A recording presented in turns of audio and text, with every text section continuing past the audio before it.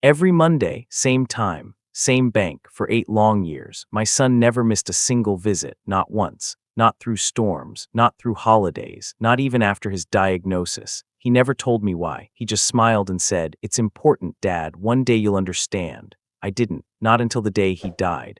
And when I finally walked into that bank and the manager showed me what my son had been doing, I froze, because what he left behind wasn't money. It was something far heavier, something meant only for me. My name is Edward Wallace, and I'm 64 years old. I've lived in Columbus, Ohio for most of my life, long enough to watch my son grow into the kind of man I thought I understood completely. But the secret he kept for 8 years, the one I discovered after his death, showed me a version of him I never knew existed. A version that broke me and saved me at the same time. People think grief hits all at once, one sharp blow, one collapsing moment. But for me, it arrived slowly, quietly, like frost creeping across a window pane you didn't notice until your breath starts to fog. My son Michael died on a Thursday morning. The sun was out, birds were singing, and the hospital room was too bright for the kind of darkness that settled in my chest when the doctor shook his head. I sat beside him for 2 hours, holding his hand like that could somehow reverse it. He had always been warm, always, but that day his fingers grew cold so quickly I couldn't understand how a human body could lose life so fast after carrying so much of it. They told me his heart failed. A congenital weakness, they said, something he was born with, something he likely knew about. He never told me. My son was 32, too young for this world, too good for it too, maybe. The funeral came and went like a dream you try to shake off but can't. Family, friends hugged me. Neighbors offered casseroles. Everyone told me how strong I was being even though I was breaking in 1,000 quiet ways. But one comment stuck with me. A woman I barely knew, someone from his old college group, held my arm with trembling fingers. "He was always at the bank," she said softly. "Every Monday. I used to see him there when I picked up change for my cafe." I nodded numbly. "I know," I said. "He mentioned it sometimes." But even as I said the words, my heart stung. Because he hadn't mentioned it. Not really. He only said, "It's important, Dad," and I never questioned him. When someone dies, you start remembering all the things you should have asked. Why was he always gone on Monday afternoons? Why did he come home looking tired but strangely peaceful? Why did he keep the same brown envelope in the top drawer of his desk but never let me touch it? Little moments that meant nothing suddenly become clues to a mystery you didn't know existed. 3 days after the funeral, I found myself standing outside his room. The door was half open. The light slanted in just enough to make dust float in the air like tiny ghosts. I pushed the door open slowly. Everything was exactly as he left it. His jacket on the chair, his wallet on the dresser, his keys on the nightstand, and on the desk that same brown envelope he'd guarded like a treasure. My chest tightened. I walked over and picked it up. It felt heavier than an envelope should. Inside was a single sheet of paper, my son's handwriting. "Dad, if you're reading this, it means I didn't get the time I hoped for. Go to Midland's bank. Ask for Angela. She'll show you what I couldn't tell you." I sat down hard on his bed. The words blurred. He knew. He knew he was dying. He knew he wouldn't have time to explain whatever this was. And he trusted a stranger to tell me what he couldn't. I wiped my face with my sleeve and steadied my breathing. I needed answers. So I got in my car and drove to Midland's bank. The bank was the same as always, frosted glass doors, a faint smell of carpet cleaner, and the low hum of people waiting for their turn in line. I stood there, feeling strangely out of place, like a man stepping into the last chapter of a book he never knew he was reading. A woman in her mid-40s with a neat ponytail and kind eyes stood behind the counter. Her name tag read Angela. When she looked up at me, her expression shifted instantly from polite professionalism to something softer. "Mr. Wallace," she asked quietly, my breath caught. "Yes," I managed. "I got a letter from my son. He told me to come here." Her lips pressed together the way people do when they're trying not to cry. "Please," she said, gesturing toward her office. "Come with me." She closed the door behind us and sat across from me. "I'm so sorry for your loss," she said. "Thank you," I whispered. She folded her hands on the desk. "Your son was very special," she added. We all knew him here. Everyone looked forward to Mondays because of him. My eyebrows pulled together. Why Mondays? I asked. What was he doing here every week? She hesitated like she was searching for the right words. Did he ever tell you? No, I said. He just said it was important. Angela nodded slowly. Then she stood, walked to a filing cabinet in the corner, and pulled out a thick folder sealed with a rubber band. This is his, she said. He asked us to give it to you if anything ever happened. She placed it gently in front of me. My hands shook as I removed the band and opened the folder. Inside were dozens of deposit slips, receipts, letters, and photographs. One by one, I laid them out on the desk. The deposit slips came first. Every Monday for 8 years, my son had deposited exactly $87 into an account I'd never heard of. 8 years, like clockwork, same amount, same routine. I didn't understand. Then Angela handed me a photo. A little girl, maybe 7 or 8, ponytail, missing front tooth, holding a small teddy bear with my son's handwriting on the tag. For Lila, Mondays are for angels. My heart stopped. I flipped through the photos. The same little girl at different ages, birthday cakes, school drawings, winter coats, and always my son somewhere in the picture with that same gentle smile he used only when he loved someone deeply. I swallowed hard.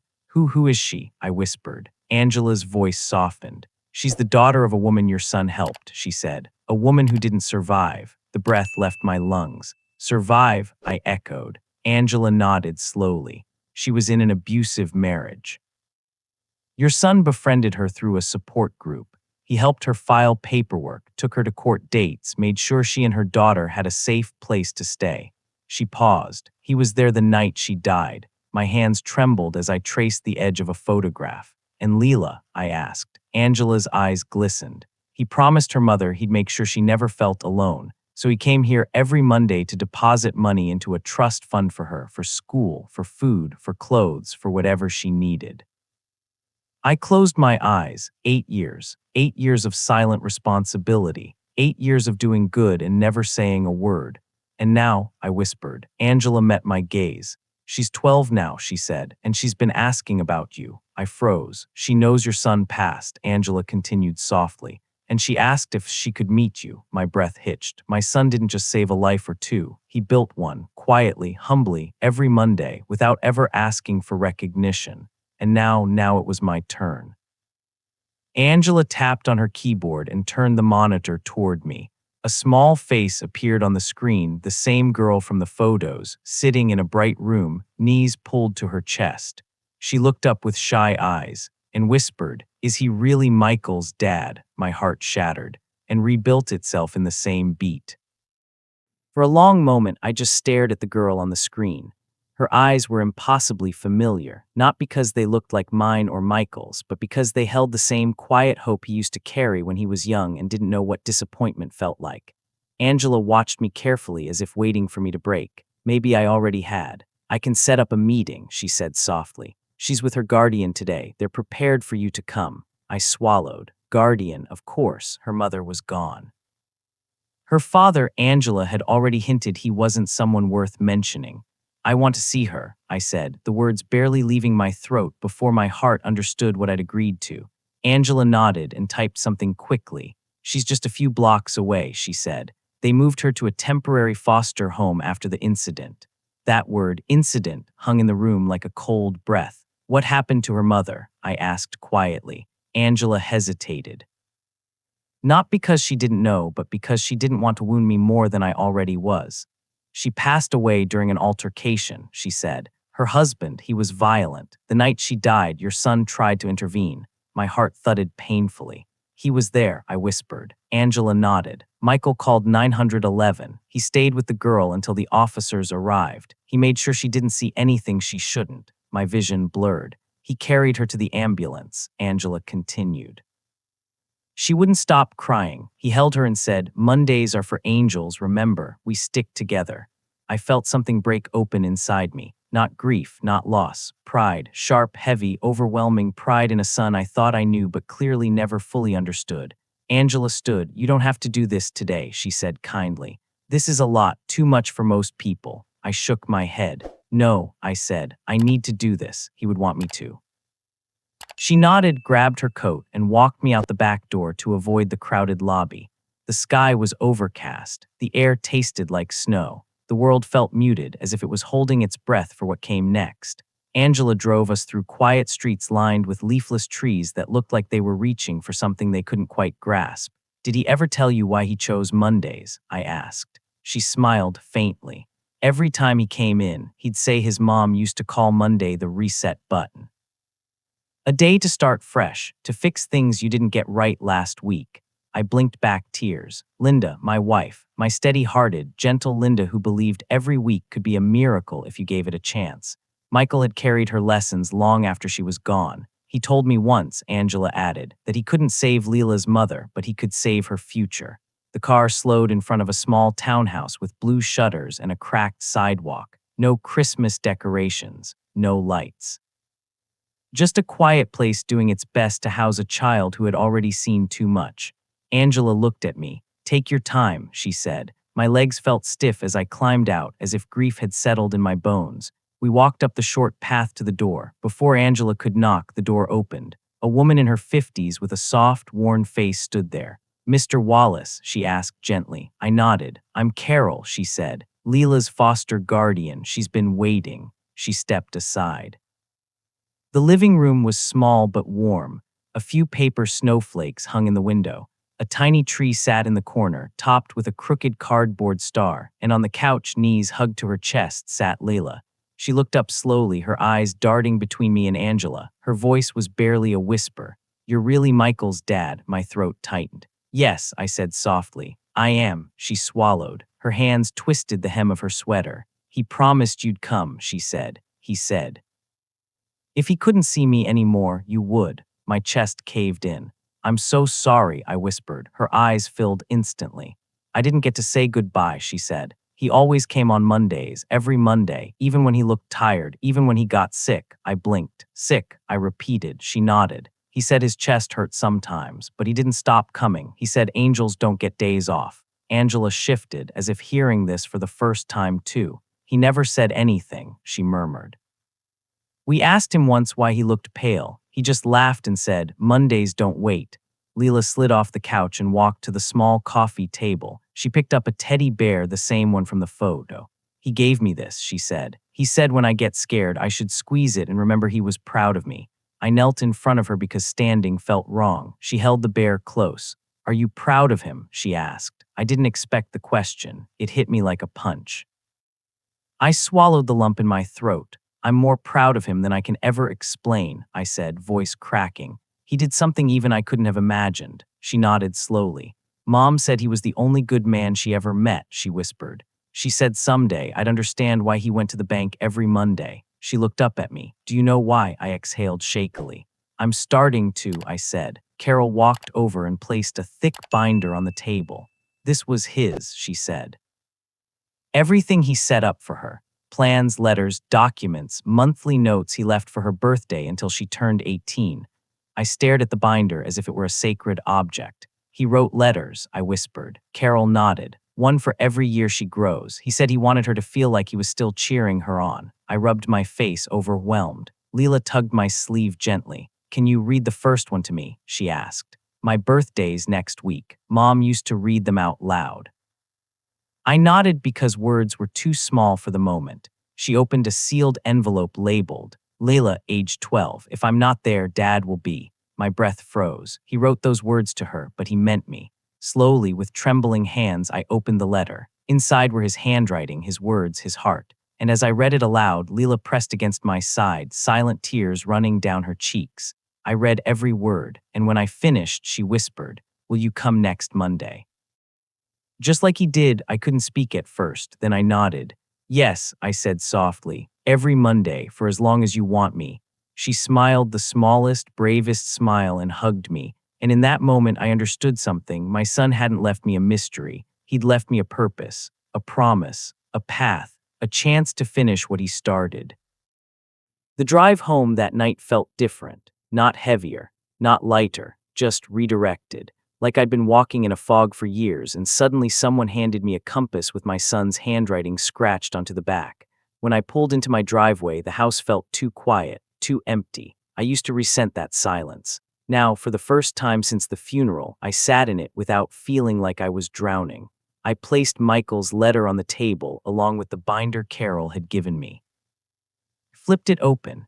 Inside were neatly organized folders, his handwriting on each label: school clothes, lunch money and groceries, birthdays, emergencies, college fund, and then one tab set apart from the rest: for Dad when you're ready. My breath stalled. Hands trembling, I opened that section. Inside was an envelope with my name on it. Not Dad, not Pop, not his usual doodle of a smiley face, just Edward. I sat down slowly as if my legs didn't trust the floor. When I opened the envelope, I found another letter in the same slanted handwriting I had memorized since the day he learned to write. Dad, if you're reading this, then I already know you're hurting. I know you're sitting at the kitchen table with your jaw tight and your hands shaking just like you did when Mom died. I'm sorry I'm not there to steady you this time, but I need you to do something for me. I need you to take care of her. She's tougher than she looks, but she scares easy. And she's going to blame herself for my death even though she shouldn't. Tell her about Mom. Tell her how Mondays used to be my favorite because they meant new beginnings. She's the closest thing I've had to family since Mom passed. She saved me more than I saved her, and you're going to save each other. My chest tightened so painfully I had to grip the edge of the table. He knew, I whispered. He knew I'd meet her someday. The room felt different, vibrating with a truth I wasn't expecting. My son didn't just leave behind a girl. He left behind a plan, a map, a blueprint for healing that he knew I'd need long after he was gone. But the next pages in the binder held something I never saw coming. Copies of bank statements showing every deposit he'd made for 8 years. But near the bottom, 3 weeks before he died, the amounts changed. $87, $87, $87, then suddenly $500, then $1,000. Then $2,500. My pulse quickened. Something had changed, something big. And on the last deposit slip, written in Michael's handwriting, was a note. In case something happens before I tell Dad, before he tells me what? A chill rippled down my spine. I scanned the binder again and found another folded document stuck behind the account statements. It was a police report, incomplete, barely legible, missing signatures, filed 3 weeks before he died. About a man named Stephen Barrett, Leela's father, the abusive one, the one who didn't survive the incident with Leela's mother, except the report said he did survive. He'd been released 2 months ago. My blood turned to ice. No one had told me that. No one had told Michael that. Or had they? A sudden grip of fear punched my chest. If Stephen Barrett was alive, and if Michael had filed this report, then my son didn't die of a heart failure that came out of nowhere. Something was wrong. Something was missing, something dangerous. I grabbed my coat, heart pounding, mind racing. Before I could leave, my phone buzzed. A text from an unknown number. You found the folder. We need to talk. I'm outside. My stomach dropped. I moved to the window slowly, lifting the curtain with 2 fingers. A figure stood on my porch in the cold yellow glow of the street lamp. A woman, not Carol, not Angela, Leela, holding the teddy bear in her arms, barefoot, in pajamas, shivering. My breath caught. I threw open the door. Leela, sweetheart, what are you where? Carol, what happened? She looked up at me, eyes red, cheeks streaked with tears. He came back, she whispered. The man my mom was scared of, he came to the house. My heart slammed into my ribs. What, how did he hurt anyone? She shook her head fast. No, Carol locked the door and called the police, but he said he wants what's his. Cold washed through me. What did he mean? I asked. Her lip trembled. He said he knows about the money, the Monday money, and he said, your angel isn't here to protect you anymore. I felt the world tilt. This wasn't over, not by a long shot. And whoever this man was, he wasn't just after money. He was after something else, something Michael knew about, something he died for. I pulled Leela behind me and locked the door. My son had left us a mystery, and now that mystery was standing on my porch. I locked the door, checked it twice, then pulled Leela closer to me. She was shaking, a small trembling that went through her whole body like she was trying to disappear inside her own skin. It's okay, I whispered. You're safe here, he can't come in. But inside, I wasn't nearly as calm as I sounded. I'd seen men like Stephen Barrett in my years of working construction, unstable, angry, convinced the world owed them something.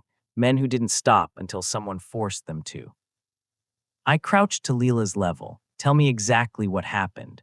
She wiped her eyes with the back of her sleeve. He knocked on the door, she said, really loud. Carol looked through the peephole and froze. She told me to go to the bedroom and lock the door, so I did. Her breath hitched, but he kept saying my name over and over like he knew I was listening. My blood iced. He said he wanted the money your son saved, she continued. He said I owed him for running away. I clenched my fists. Running away, she had escaped. There's a difference. What happened next? I asked softly. The police came, she said. He left before they got there, but he looked at me through the window when he walked away. She shuddered. He smiled. That was enough. I stood and grabbed my keys. We're going, I said. Leela blinked. Where? To the police, I said. To the bank, to anyone who can help us. I picked up Michael's binder, and we're taking everything with us. The station was quiet. Christmas lights still hung on the front desk as if someone tried to make it cheerful, but the fluorescent lighting swallowed the warmth. A young officer looked up. Can I help you? Yes, I said firmly. We need to report a threat, a serious one. I explained everything, the abusive father, the Monday deposits, the police report Michael had filed, the trust fund. The officer's eyes widened as he flipped through the binder. This is thorough, he muttered.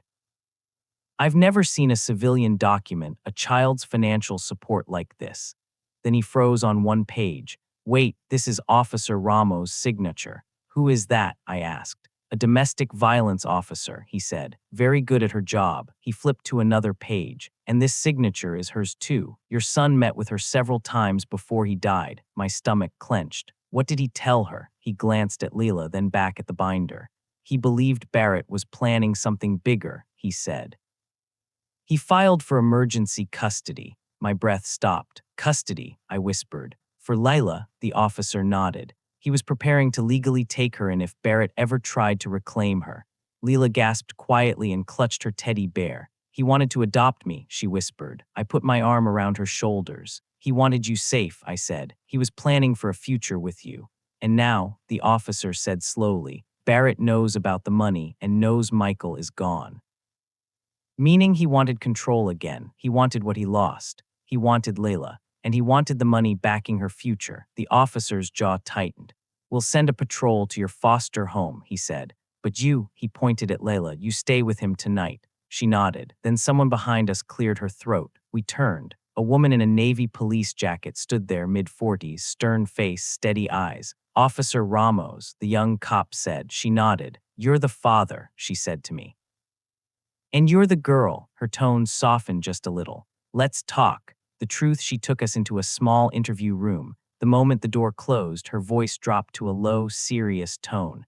Your son was a good man, she said. One of the best I've worked with. My throat tightened. He told me Barrett was dangerous, not just to the mother, but to anyone who tried to help her escape. I swallowed hard. What did my son say? He said Barrett blamed him for the mother leaving, she replied. He said Barrett believed your son stole his family. I felt the chair beneath me grow unsteady. Did he ever threaten Michael? I asked. Her silence said everything. Barrett made statements, she admitted. Nothing we could arrest him for, but enough to worry us. I pressed my palms together to steady the shaking. Are you saying, I whispered, that my son's death? She exhaled sharply. We don't know, but Barrett vanished the week Michael died. The air left my lungs. He vanished, right when my son called. Right when his heart failed. I stared at the table. My son might not have died from nature. He might have died from a man who wanted revenge. Officer Ramos leaned forward. Listen to me, she said. Barrett won't stop, not on his own, and not while he thinks the girl is here. Leela grabbed my arm tightly. What do we do? I whispered. Ramos stood. You come with me, both of you. The final reveal, we followed her through the station down a hallway to a secure room with a window. Inside sat a man in handcuffs, greasy hair, cold eyes, a twisted grin when he saw us. Stephen Barrett. Leela gasped and hid behind me. Officer Ramos stepped forward. He came in half an hour ago, she said, drunk, trying to file a kidnapping report to get her back. He what? I choked. Barrett smirked. That girl is mine, he slurred. And so is the money your boy owed me. My fists tightened. He owed you nothing, I snapped. Barrett leaned forward. He ruined my life, he hissed. Now he's dead and you're gonna finish what he started. Ramos slammed her hand on the table. Enough, she turned to us. His blood alcohol is over the limit. His probation terms forbid drinking. He also made verbal threats in front of 3 officers. Her eyes locked on mine. He's going away, Mr. Wallace, for a long time. Leela exhaled a trembling sob and collapsed into me, crying softly. I held her close. It's over, I whispered. It's really over. Ramos handed me a document. Your son didn't get to finish the custody process, she said. But you can. My breath froze. You mean, she nodded. If you want to take her in, you'd be honoring exactly what he died trying to protect. I looked down at Leela, frightened, grieving, but brave in ways no child should have to be. I wiped her tears. Lila, I said gently, I can't replace your mother or Michael, but if you want, if you feel safe with me, you can come home with me. She wrapped her arms tight around my waist.